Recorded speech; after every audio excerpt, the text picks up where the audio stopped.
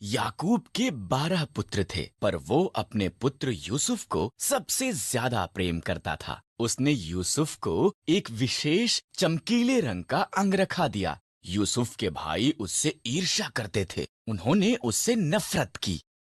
यूसुफ ने विशेष स्वप्न भी देखे।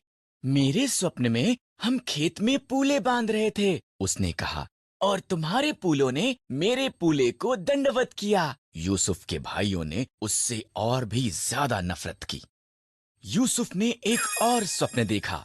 सूर्य, चंद्रमा और 11 तारे मुझे दंडवत कर रहे थे। उसके पिता और उसके भाई कुड़कुड़ाए। क्या तू ये कह रहा है कि तू हम पर एक दिन यूसुफ के भाई खेतों में उनके भेड़ों की निगरानी कर रहे थे। उन्होंने उसे उनकी तरफ आते हुए देखा। उन्होंने उसे मार देने और उसके स्वप्नों का अंत करने की योजना बनाई।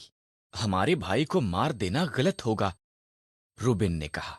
आओ, हम उसे खाली गड्ढे में डाल देते हैं। इसलिए उन्होंने यूसुफ का विशेष अंगरखा फाड़ दिया और उसे गड्ढे में फेंक दिया। इश्माइली व्यापारी मिस्र की तरफ उनके मार्ग से गुजरे। आओ, हम यूसुफ को इश्माइलियों के गुलाम के रूप में बेच देते हैं, यहूदा ने सुझाव दिया। इसलिए भाइयों ने यूसुफ को चांदी के 20 सिक्कों के लिए बेच दिया। भाइयों ने यूसुफ के अंगरखे को बकरे के लहू में डुबोया और इसे याकूब को दिखाया। मेरा पुत्र मर गया है। वो रोया। इसी दौरान यूसुफ को मिस्र में ले जाया गया, लेकिन परमेश्वर यूसुफ के साथ था।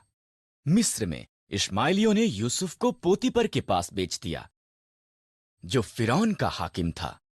परमेश्वर ने यूसुफ को आशीष दी और उसे सफल बनाया। पोतीपर ने यूसुफ को अपने पूरे घराने का अधिकारी बना दिया। यूसुफ ने पोतीपर की अच्छी सेवा की। पोतीपर की पत्नी ने चाहा कि यूसुफ परमेश्वर के विरुद्ध पाप करे। यूसुफ ने इनकार कर दिया, इसलिए उसने उसके बारे में झूठ बोला।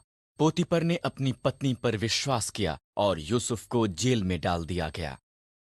जेल में यूसुफ फिरौन के 2 हाकिमों से मिला। इन दोनों ने स्वप्न देखे और परमेश्वर ने यूसुफ को उनके अर्थ दिखाए।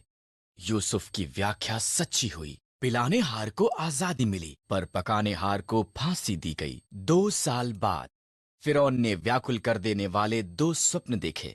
पिलाने हार को जो यूसुफ ने उसके लिए किया था याद आया और फिरौन को बताया। इस तरह फिरौन ने यूसुफ को बुलाया और उसे अपने स्वप्न बताए। परमेश्वर ने यूसुफ को फिरौन के स्वप्नों का अर्थ दिखाया। 7 साल तक भरपूर फसल होगी, यूसुफ ने कहा। इसलिए भोजन को जमा कर लें, क्योंकि इसके बाद 7 साल का अकाल होगा। फिरौन यूसुफ की बुद्धि से प्रभावित हुआ, इसलिए उसने यूसुफ को सारा भोजन एकत्र करने का जिम्मा सौंपा। फिरौन को छोड़ मिस्र में कोई भी यूसुफ से ज्यादा शक्तिशाली नहीं था।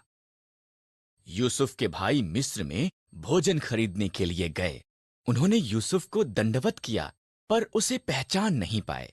जब उसने देखा कि वो बदल चुके थे, तब उसने उन्हें बताया कि वो कौन था। भाई भयभीत हो गए थे। तुम लोगों ने मेरे लिए बुराई का विचार किया, यूसुफ ने कहा, परंतु परमेश्वर ने उसे भलाई के लिए प्रयोग किया। हमारे पूरे परिवार को मिस्र में ले आओ, हमारे पास खाने के लिए भरपूर होगा।